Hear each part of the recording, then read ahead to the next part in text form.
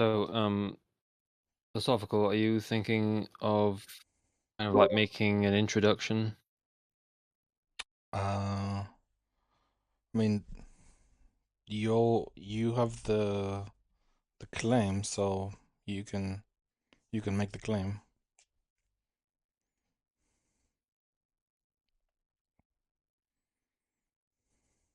Okay, so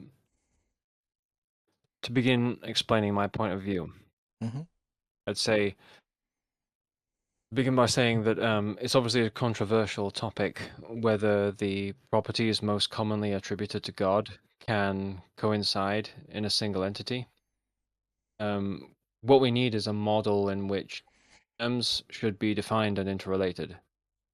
So thankfully, we have such a form of modeling which offers universality, invariance, and infallibility, and this is called mathematics. In particular, mathematics offers a means to understand anything we choose to understand as a coupling between sets and functions. This gives us the opportunity to define the tri-omni attributes in terms of elements that are the inputs and outputs of functions. So defined, our new model can resolve any apparent contradiction that the properties of omnipotence, omniscience, and omnibenevolence might have with regards to one another. So my task here is to present a system wherein these properties are logically allowed to coincide. So I'll begin by giving a definition of power. So power comes from the word potency, which means the ability to change or affect. And we can get a more accurate definition by looking to physics. In physics, power is defined as the transfer of energy per unit time. Conveniently, this definition encompasses all forms of observable change. As such, it follows from this that potency, along with omnipotence, the function on physics. Hence, for somehow for someone to show that omnipotence is impossible, they have to show that there exists nothing that could be capable of every physical function. A person can attempt to do this by showing that certain physical functions are logically impossible. Certain propositions for this purpose have been formulated in the form of a question posed to the believer. The form of a familiar one is, if God is omnipotent, can he create an object that he cannot move? This asks us if God is physically capable of a physical impossibility. Thus, whether we answer yes or no, we yield a logical contradiction. The physical capability referred to in the question is about what can be created. The physical impossibility in the question is about an object that can't be moved. But such an entity isn't what it actually claims to be, which is a physical object. And so the real logical impossibility is in how the skeptic has phrased the question, by conflating a member of the set of physical objects, a rock, with being outside the range of physical functions, for example, moving. The two must always, in fact, go together. If you have a physical object, it is subject to physical functions. Immovable objects don't exist. They're just a contradiction in terms. So this is an example of how modeling processes and defining properties in terms of functions and sets of elements can resolve apparent contradictions or paradoxes. Then how are we to model omniscience? Well, knowledge can be defined as the accurate processing of information. Since reality contains all existing information, all processes by which existing information is reconfigured are also real processes. So just to say that again, all processes by which existing information is reconfigured are also real processes. It follows from this that knowledge is information processing that is consistent with reality. Then reality has all the knowledge, making it omniscient. So I'm ignorant of how an entity described in this manner would conflict with the same entity being omnipotent or having what I will now describe as omnibenevolence. So, benevolence is to make a choice that supports the integrity of conscious life. For something to have the property of omnibenevolence would therefore require satisfying the condition of making a choice that supports the integrity of all conscious life. The choice here is the functional or process aspect, while the output is some action on the integrity of life. For example, an ecosystem or some society to be supported or undermined. Again, highlighting the explanatory utility of describing things in terms of functions and a set of outputs and inputs. So we should be able to see how power, knowledge or information processing, and morality can be integrated here. We make our choices on the basis of information processing, and we implement them according to our degree of power. At the apex of these attributes, we have God Himself, who omnipotently and omnisciently designs reality in such a way so that all of His identities are given the choice, indeed many choices, to either support the integrity of conscious life or not. On this basis, God eliminates those images of His who defect against the life-supporting metaphysical system, and He retains those who contribute towards it. By doing so, God protects and refines the metaphysical basis of conscious life at the systemic level, a process about which He possesses all of the information and imposes all of the constraints. So that was my whole introduction. Okay. I don't have an introduction, but for my introduction, I would say that for there to be a possibility of something, it needs to be justified. It's not good enough to say we can imagine it being. We need some sort of justification for even the possibility of it happening. So, for example, if I were to say there's a possibility for a red swan to exist on Earth, then there is a possibility because we can say technically, or in most cases, swans are white. We have seen some swans that are black, but we have never seen any swans that are red. However, swans do belong to the bird family, and birds are known to have different colored feathers. So so there's a justification for the possibility of a red swan based on tying it to reality and deductive reasoning, but still some sort of concretes. So for the possibility of such a being existing, we would need to tie it in some way to reality, even if we're inferring it. Just saying that there's a possibility is not good enough.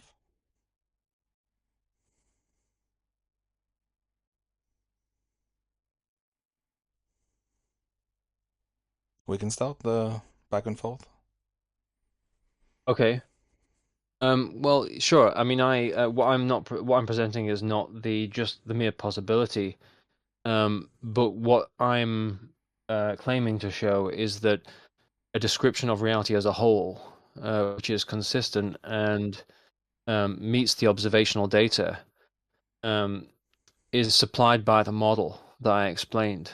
So, for example, I described omniscience as being um, the for reality to have information processing. About the omniscient, I just want to clarify. Are you saying if such a entity like sits in reality, they can absorb all information in that particular, let's say, 10-meter radius, or is omniscient can observe has like the senses to observe all reality everywhere at the same time? Yeah, I'm saying that reality contains all the information, So and all the sorry, information is being. but how far away from that person are we saying are able to obtain information? Is it a 10-meter radius or infinite? Well, neither. I'm just saying that reality itself contains all the information. Well, I appreciate that.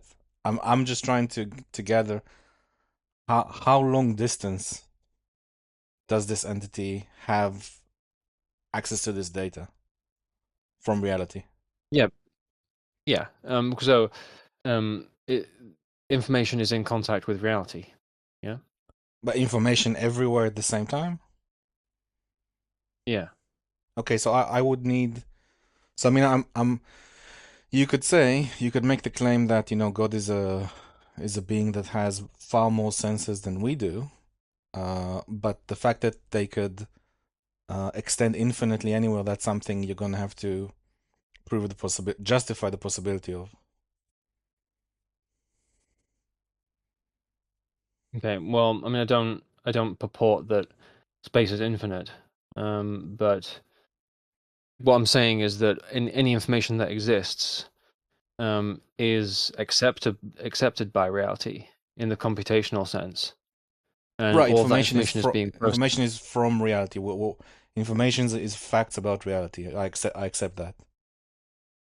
Yeah, and well, we are watching information being reconfigured. Wherever we look, we're accepting information computationally. We're getting It's perceptions being from reality. processed. We're getting perceptions from reality, sure. Yeah, but there's information processing taking place which is independent of our senses. Like what? That's in reality itself. Like what? Just like the forces of physics. Okay, but this being can process things outside its senses, is what you're saying? No, I'm saying that everything is inside this being. The universe is inside God. That's what I'm saying. All reality is inside God, is what you're saying? God is bigger than reality? No, I'm saying God is the same as reality. What does that mean? God is reality is this. What does God exist then? What do you mean? So where does God exist? Is that what you said? Yes, well, if God is in reality, where does it exist? God is like the highest rung of reality. So God is the whole of reality. So God equals real reality. So if I pick, yeah, if I touch this chair, I'm touching God. you're judging a part of God. Yeah, I see. So God and reality are synonyms. yeah. Okay. Well, I mean, if God is just another way of saying reality, then I'm not sure I can just go on saying, I'm viewing reality. You can say I'm viewing God, and we can go our separate ways. I don't see a case to be made here exactly.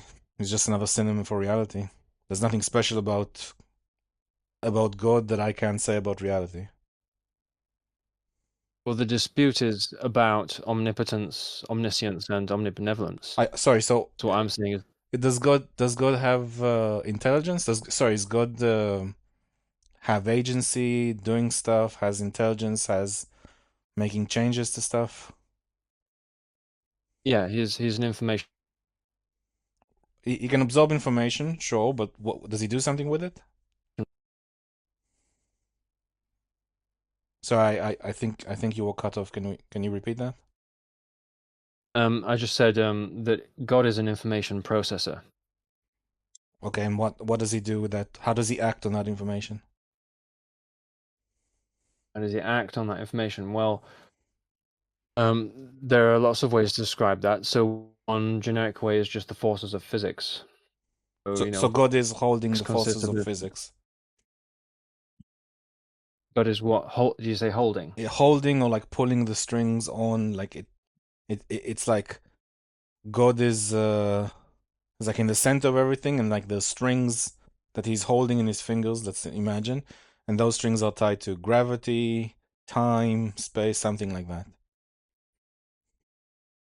Well, yeah, I mean, that's not personally the way I describe it, but it sounds like you mean the same thing as I would say, yes. Okay, so I mean, I could just say that these are I mean, it's it's really it's indistinguishable. It's like there's no difference between me just saying, gravity exists in reality and time exists in reality. It's like it's indistinguishable from anything really. It's like there's no difference between God and reality in this case. Right, but in the discussion is about whether or not omnibenevolence and omniscience and omnipotence can coincide, right? So the idea is that I mean, what we're disputing is whether or not those things contradict each other, and what I'm saying is that they don't. Well, I don't think you can have like a conscious being reality. Okay, well, if I just repeat what I said earlier? So, Well, just I focus mean, on the you acknowledge consciousness that. part. Like, why do you think you can have reality be a conscious being? Well, I have to begin by asking if you think that knowledge requires consciousness. Yeah, I have to be conscious of reality to obtain knowledge. Yeah. Okay. Um, well, I mean, if reality contains all information, Okay. and all the information is being processed by reality, Well, I, um, I'm not sure. I think you're already kind of setting that up like in a sort of superstitious claim. Reality. So from my point of view, sorry, reality exists. Like I have a chair in front of me. I get perception from my senses about the chair, and then I draw conclusions or make facts from it, which then I have knowledge. I process information about reality. If you're saying that information is external to me, or external to like biological life being aware of their environment, then obviously then some kind of being is receiving that information.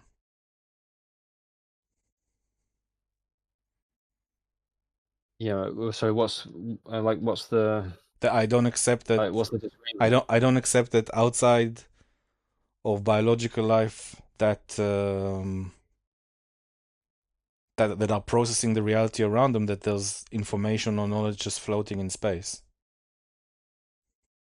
Okay, but that's going to conflict with what you said earlier, because you said knowledge is required for consciousness.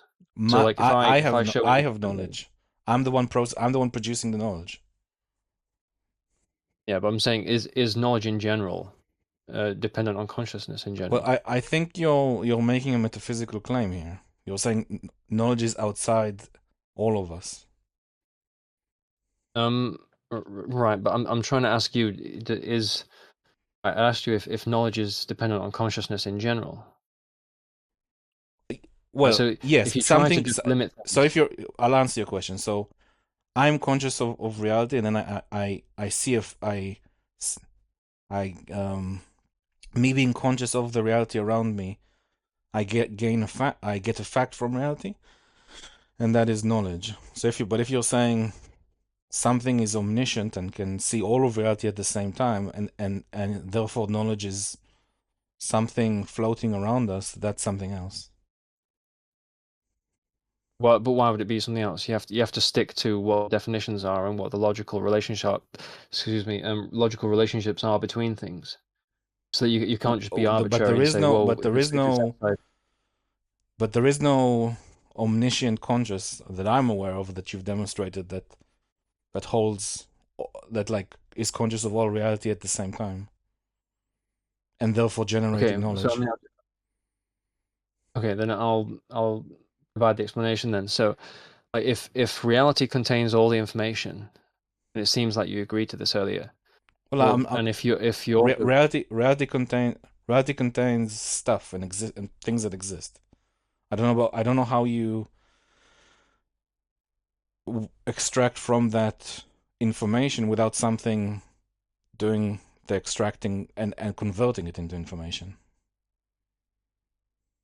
okay, so you're saying there's stuff that isn't information. I'm saying something has to convert things that exist in reality into information. Something needs to process it. Um, well, I mean, processes in reality they exist independently of human beings, right? I mean, sure, but like to some degree, information and knowledge is something meaningful that we do something with, we act upon it. And if you're saying a rock exists in space, then that is information. The rock existed in space in this coordinate at that particular point in time, sure, but that's information that we derive from it. We use this information to then do something, or not. But it's not like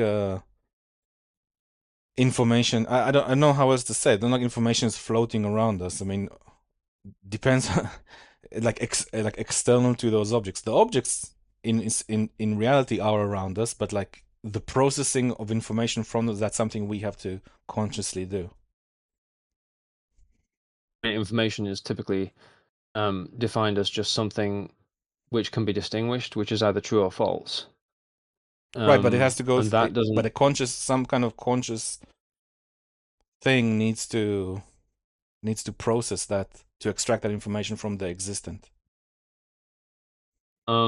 Well, I'd say that the information, whether or not it's distinguishable, which is what confers its information to it, is how it's distinguished from other things.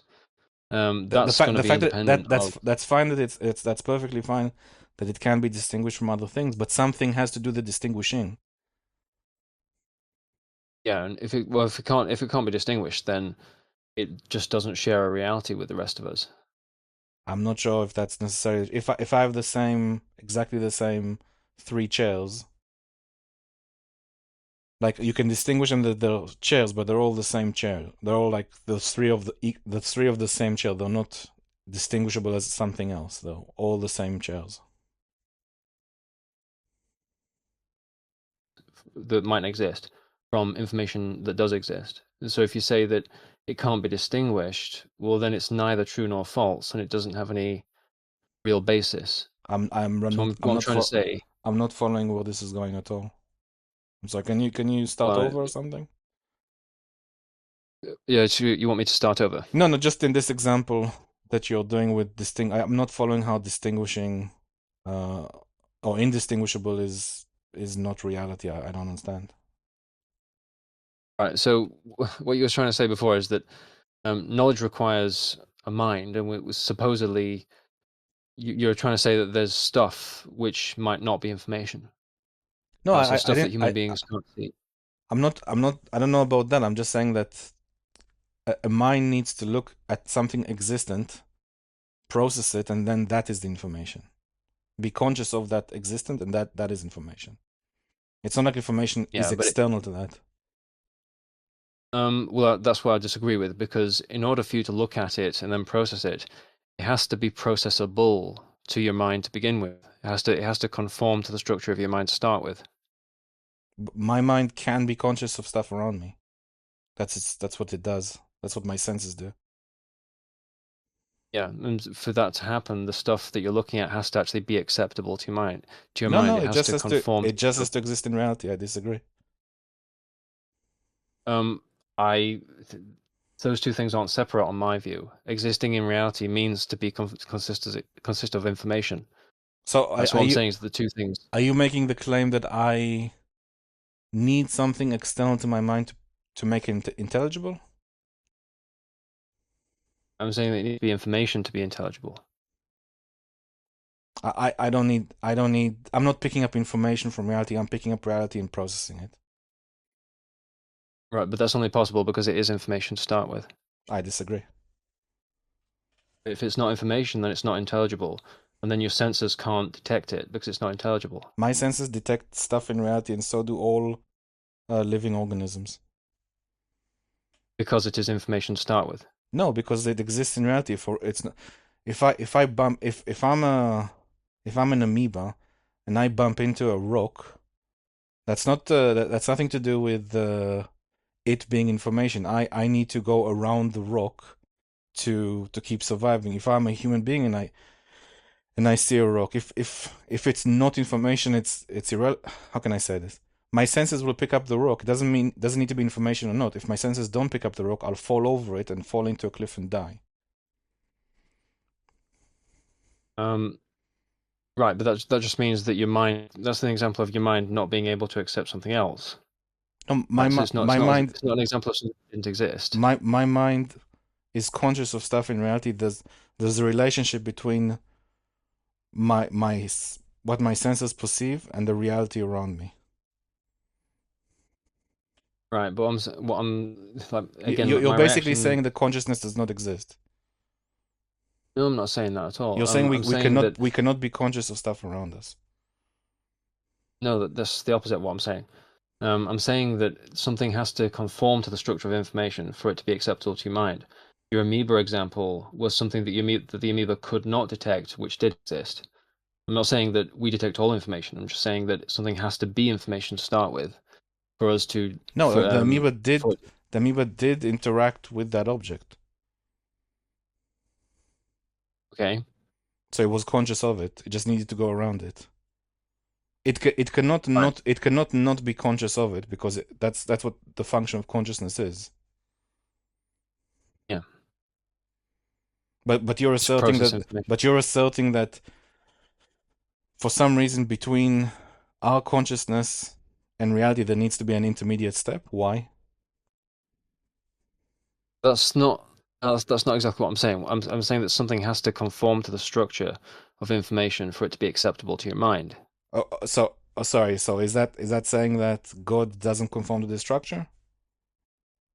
No, the opposite. Well, I don't So, see like, what this. I'm not sure where this is going. Sorry. Maybe you can explain well, it so to the me. dispute that we're having, you were saying that information isn't synonymous with stuff that exists. Right? You're No, saying this there might be I'm stuff saying which isn't stuff exists. We process it into information. right, which is only possible because it conformed to the structure of information to start with. I don't think so. Wouldn't be possible to process this information if there wasn't a structural similarity between the stuff that exists and the information you understand it as. You wouldn't be able to understand it as information because there'd be no way to get from the structure I'm that you're not. accepting. I can't really accept that. There's just like an arbitrary claim. Not really. It's showing that there has to be a transition from the information, the stuff that you accept, right, which is supposedly not information, and the information arriving in your mind. If there's no connection between those 2 points, then what you're saying is that the stuff just appears in your mind for no reason. No, As the, that's not that. But again, I'm conscious of the reality around me. My senses perceive existence around me that's what consciousness or being aware of my environment is. You're saying that there's either an additional step between the object and my senses or an additional step between my senses and my mind that it has to go, and I just think that's an arbitrary claim. no, that's not what I'm saying. What I'm saying is that the stuff that you detect, right, and then you're saying you're interpreting it into information. That stuff had to actually obey the structure of information to start with. Because if that were not the case, then you would not be able to interpret it as information Okay, because there'd be no connection. that sounds like a superstitious claim. I don't accept it. Can we move on from this, or do you want to prove it? Um, what do you mean by superstitious? It's just like because it's basically saying that some kind of entity had to pre-process it for me to understand reality, Right. or that some sort of entity is like superimposing a sort of structure on reality that makes it intelligible, or sort of like physic like gravity or something, but so that my mind can understand. My mind and all other biological life on the planet has to have this thing happening, and it just seems like an arbitrary statement that you're gonna have to assert in some way or prove in some way. Right, but the explanation I gave is serves as a proof. Right, so if there was no structural similarity between the stuff that you accept and the information that you understand that stuff Why as, would we need then a separate structure? What's wrong with the way reality is now? I'm not saying there's a How separate. would reality not be in this structure already? And that's not what I'm saying. So weren't you saying earlier that that there's stuff out there, and then there's our senses, right? There's the way it appears in our senses, and there's stuff out there, right? So there's a Sure. difference there, right? Yeah, Yeah. yeah, yeah. So that's what you were saying. What I'm saying is that the two have to share a structure. They're not necessarily it's not necessarily the case that we understand everything about the stuff that we perceive. It's not like we're perceiving the ultraviolet light. Like we don't see ultraviolet light, Mm-hmm. but we know it's there. But what I'm saying is that the information that you process in your mind has to reductively have the same structure as the stuff that is out there that we're perceiving. Okay, Because if this were not the case, I disagree with that completely. With regards to ultraviolet or infrared, obviously, like our senses are not unlimited, they have limits. Our eyes can only see a particular spectrum. But if my eyes see a chair, yeah, and like I can do more since I can touch the chair, something that chair is there in reality. Now, if you're asserting that there needs to be a translation or a structure that's imposed, then you're gonna have to prove that. I mean, this is what I've been explaining, like for like 10 minutes. No, no, Um, I don't need you to repeat it. I need you to prove. I understand your description of it, but you're saying if the structure wasn't there, I couldn't perceive reality. So I'm like, it's kind of like saying it's a sense an arbitrary statement because I can say there's no structure, and so I can say that it's already everything's already fine for my senses to pick up. You're saying no, there's an intermediary step that I have to agree to, but can you prove that that intermediate step is there, or I can just assume there's no intermediate step and I can pick it up just fine without, like, it's already in the structure or whatever, my senses can pick it up just fine. it's not a step that's in between you and Sure, the stuff. It's whatever you want to phrase it, can you prove it? Because I can just say that is an arbitrary claim. It's unnecessary. My senses can pick up fine the way it is just now. okay. If stuff did not obey the structure of information, then it would never enter your mind. Give me an Because example. well, I don't think there are any examples because I Okay, think that then all stuff is. it's a legitimate arbitrary claim. No, no, I'm saying it's there's no examples of it because it's not true. Make a sort of argument that there is this thing that makes it intelligent, or a structure or a step. I'm calling it a step because I it just seems to me like a step, but you can call it something else. Can you say and prove that that extra thing is there? Extra structure, extra Okay, step. okay. So right, you just imagine the contrary, right? So if stuff did not obey the structure of information, it would never be able to be changed into information because there'd be no How could it process of not? information. How could it not? Like I was just about to say. So if it didn't obey the structure of information, there'd be no process of information that it is acceptable to. So it would never enter your mind because your mind relies on information processing. Such as what? Give me an example. So So even I didn't hear. even a theoretical example. Yeah, sorry, give an example of what? Sorry. Something that doesn't fall into the structure and my mind can't process. There's no such thing. I mean, but that your mind can't process. Show me there's things that your mind can't process. What I'm saying is that everything ultimately consists of information and information processing. That's what I'm saying. Because if that were not the case, you wouldn't even be able to prove anything about it, right? So when you form a proof, that's a form of information processing. So if you prove something to be in reality, Hmm. it ultimately it is responsible to some information process, which means that it obeys. That means that it is reductively information. Well, I just, there's an object outside me that I'm aware of. My senses process it. I have information, and I can prove that it is there via my senses. Or Yeah, because it I is can take information. action on it to prove it, for example. I agree. That's because the stuff itself um, Okay, is conformed. we're gonna have to move on because we're not going to agree, and I don't think either you can make something a persuasive argument because you're just saying it must exist, but I don't see why. I mean, I'm sorry, not saying it must you're exist. saying it must exist, otherwise we can't interpret it. But I'm saying I don't see we can interpret it just fine the way we have been so far, and there isn't anything that says that there is an additional structure being imposed that makes it like non-intelligible. We're obviously, for millions of years been able to sense our environment, and I think we can continue doing it that way. Yeah, but that's because it's the reality is Okay, conformed to again, the structure of we're information. gonna have to move forward because we're not gonna agree. So what else would you like to discuss? Well, what sort of issues do you think that like omnibenevolence or omniscience or omnipotence faces? What do you think? Well, I'd like I mean, if just on the omniscience one, I'd like some example of anything that like even come close to omniscience, like something that can know many things at the same time across not even infinite, like large geographical regions, and then we can extrapolate from that that a being can know like a more powerful being or something can do more than that. Because I'm not aware of anything that can't be that isn't limited by the what it can be aware of or its own conscious what it can be conscious of around it. I'm not aware of anything that can beat that radius around it.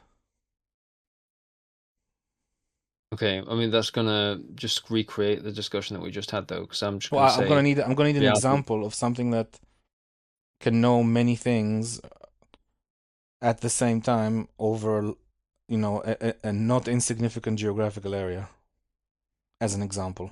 I don't. I mean, I don't agree with this requirement that we have to establish a geographical area first. I don't What would you understand why you're how would you discussing that. how if I were to ask you, can you test if omniscience exists? And I'm sending you to a lab, and I'm saying, look, just even a fraction of omniscience, and then we can extrapolate further. How would you test it? That's not how omniscience is going to be tested. What would you recommend then? So if You nothing, just you, if we can't even can we measure, let's say, something happening here and at the same time a kilometer away from me? Like, can we know something uh, that's happening around me and a kilometer away from me at the same time? with a couple of sensors, like with a sensor in one place and you in the other place. So an omniscient person would need those have sensors everywhere, basically. If that's how we would extrapolate.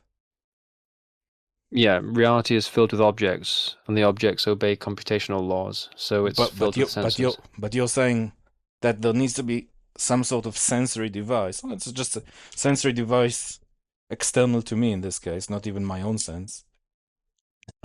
Somewhere else that feeds me data with a delay, but let's ignore the delay for a second.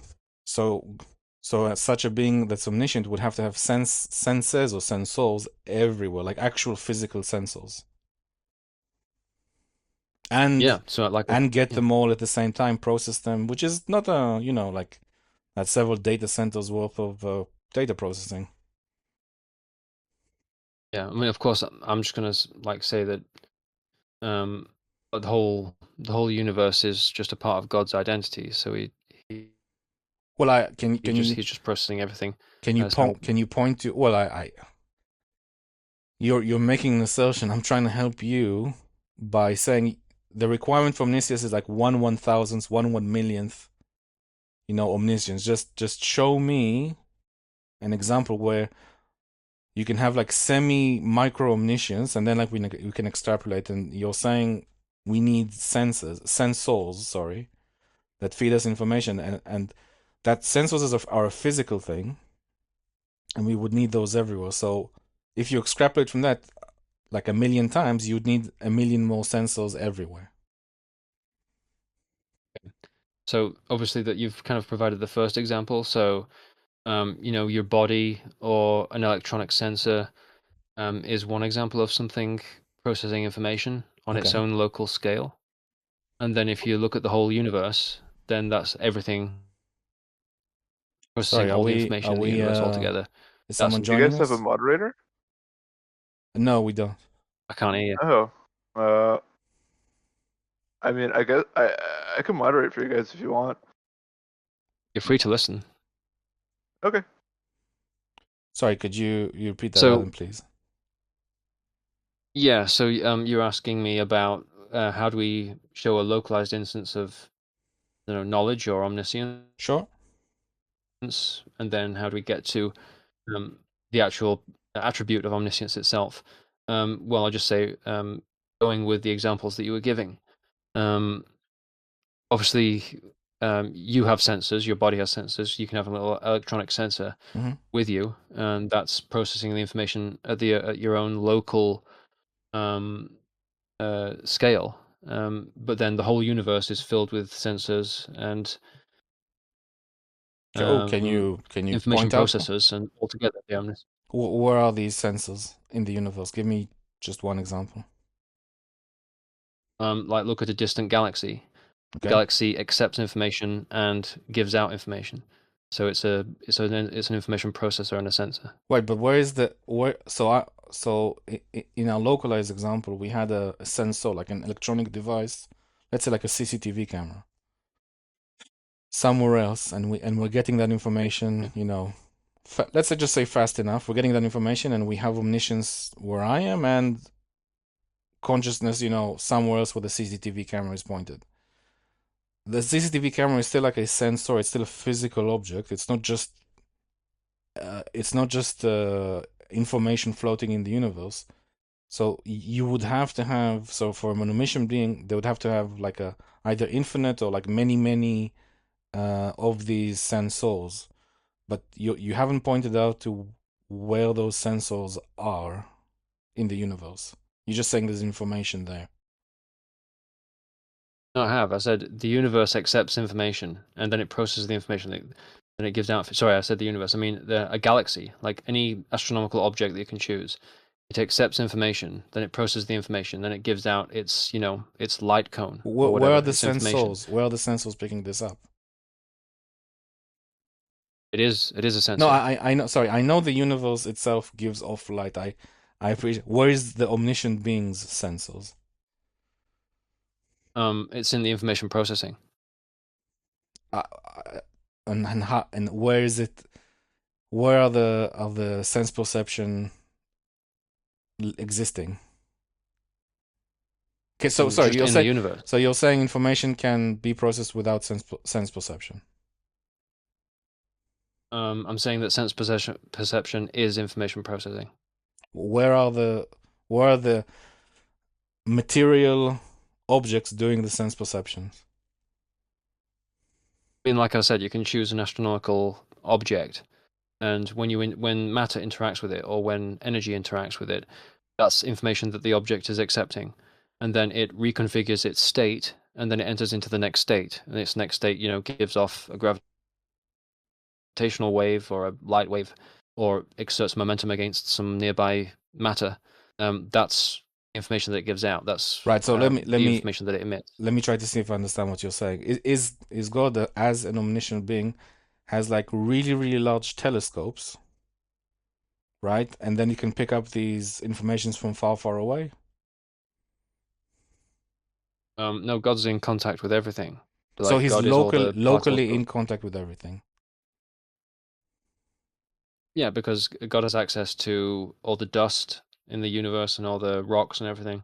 Okay, so could we have so does God have to exist to process this sort of localized information? Does he not have to exist locally to process this localized information? He exists locally as well as globally.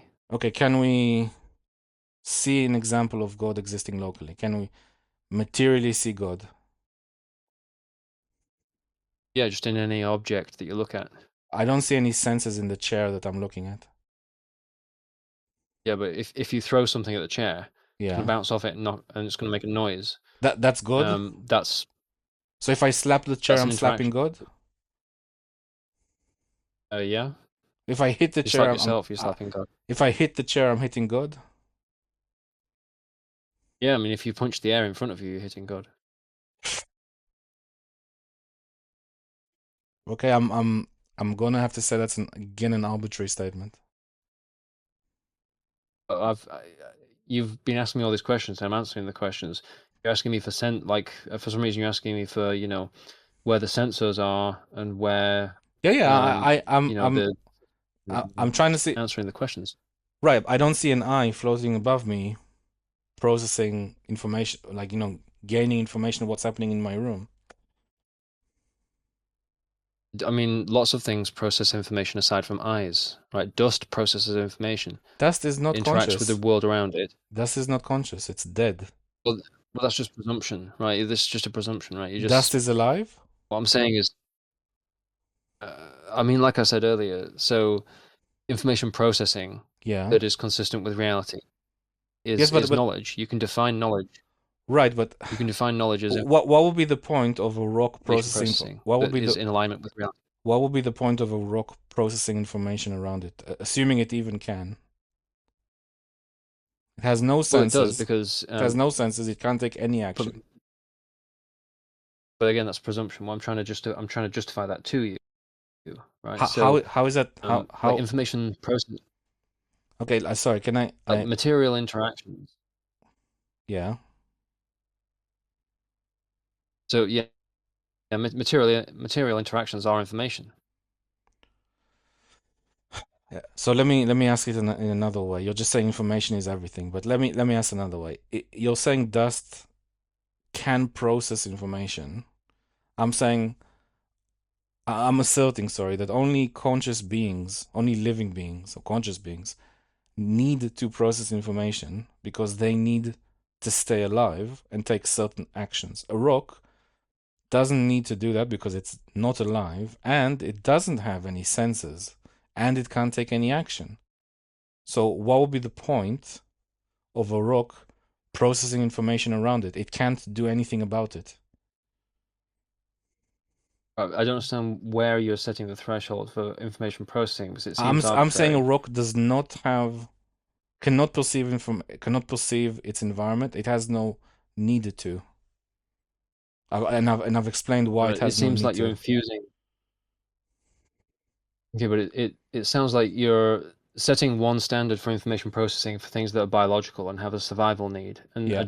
you're like applying a different definition of information processing to stuff that doesn't have those needs. Yeah, I'm saying a rock doesn't But process that doesn't. information. But if you outline a definition of information and you outline a definition of processing, you will find that rocks do process information because I'm really struggling. I'm really any struggling definition of information. I'm really struggling to understand under what definition a rock would process information. Well, information is just about distinctions in reality that are either true or false. Okay, why would a rock need to do that? Well, because the material interactions it takes part in are true. They can be true or false. Sorry, are you saying? Let me just see if I understood you. Let me just see. A rock processes information around it because if the rock, let's say, is hit by a snooker cue, then because it processes this information that the snooker cue is coming towards it, it can now move according to the energy and positioning that the snooker cue hit it, and it can move in the other direction. Is that what you're saying? I mean, it sounds like it. So the rock needs to process information around it in order to take action or to continue a cause and effect reaction to something. You're seeing needs, and I haven't said needs at any point here. I mean, the need is for living systems to have a world around them that is physically consistent and obeys reliable laws of physics. I mean, just because there's such a thing as like anthropocentrism and like intelligent design, which state that the purpose of the universe is life, right? So the dust is just, it might just be there just to make sure that God might just put it there so that the world is consistent, right? So you don't have stuff arbitrarily disappearing. And the dust does. I'm not saying dust has needs by saying that it processes information. I'm not saying that it has needs. It might just serve someone else's needs. But does it have agency to serve the needs of others? I wouldn't attribute agency to it. No, like the ability to Sorry, have so semantics or you're actually saying God. It's not that the rock is processing information around it. God put it there to service the living. well, yeah, God created the material universe to service the living, and there are parts of the universe that are not biologically living. They are there for the sake of consistency. So a planet, far, far away that has no life is there to be consistent with what? The rest of the physical universe. Why does it even need to exist? What purpose does it have? What is God's purpose to have a planet with no life far, far away from a planet that does? Well, it might.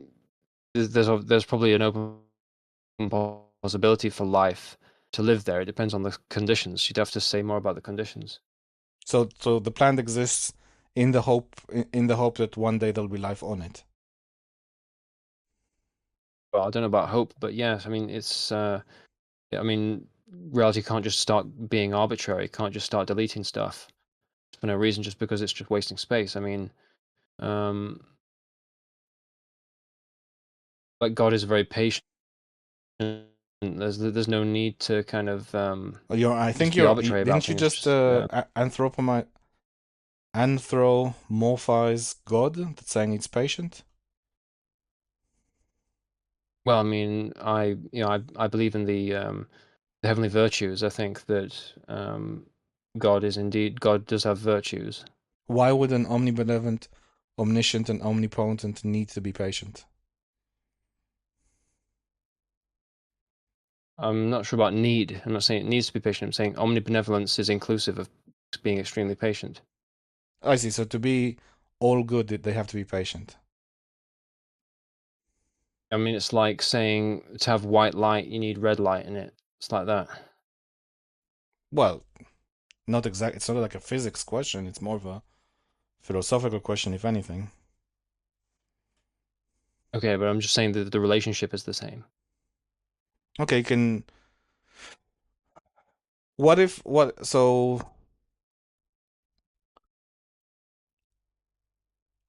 why would God need to have human characteristics anyway? And why would God need to interact with anyone that's praying to it and asking for help? Why would an omnibenevolent creature need to answer every single call in that sense?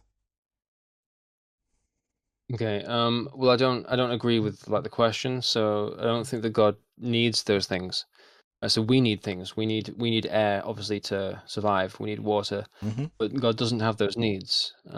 It's rather kind of the other way around. It's more we need to act in a way that is in conformance with human nature, and human nature is just a subset of God's nature. Like any human nature comes from God's nature. Ultimately, it's a part of God's nature.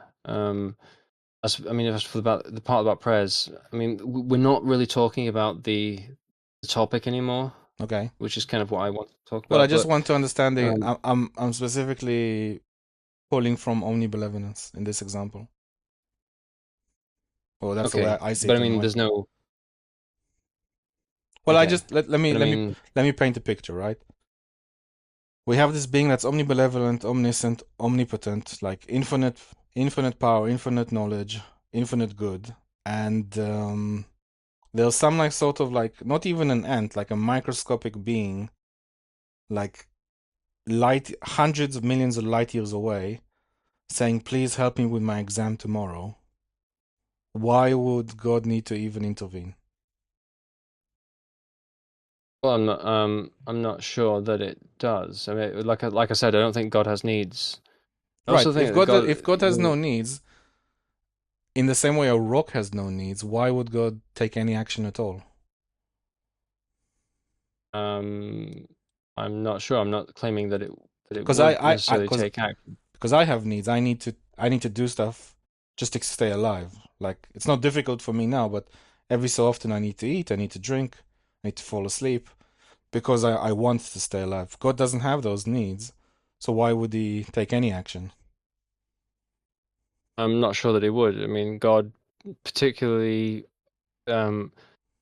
listens to our needs when it comes to spiritual No, issues. forget our needs. Sorry, put that aside. What does God need to do in the morning? Let's say, does he need to brush his teeth? Does he need to take a jog outside? Why would he do those things if he doesn't have a need to do those things,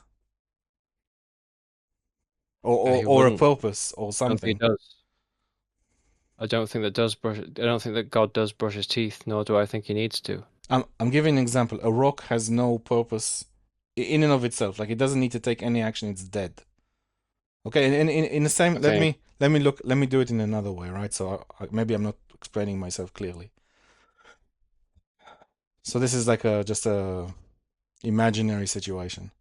Let's say you have a being that is impervious to all damage, doesn't need to take any action to live, doesn't need to eat, doesn't need to go to the toilet, nothing, and cannot be harmed in any way. What kind of action would it take every day? What would it choose to do? I don't know. Oh, I think that's a really good point. But we're now into like 90 minutes, and we're not really talking about this subject anymore. It's midnight where I am, so I want to say it was nice meeting you, and I'm gonna leave the discussion now. Okay, is it not 53 minutes now? No, it's more like no, it's more like 80 minutes or so. 58 minutes and 4 seconds. Okay, well anyway, if you need to leave then that's fine. I don't think we agreed on much, but it was interesting to just raise a few points. I hope you enjoyed it as well. Okay, thanks. You too. Bye, Adam.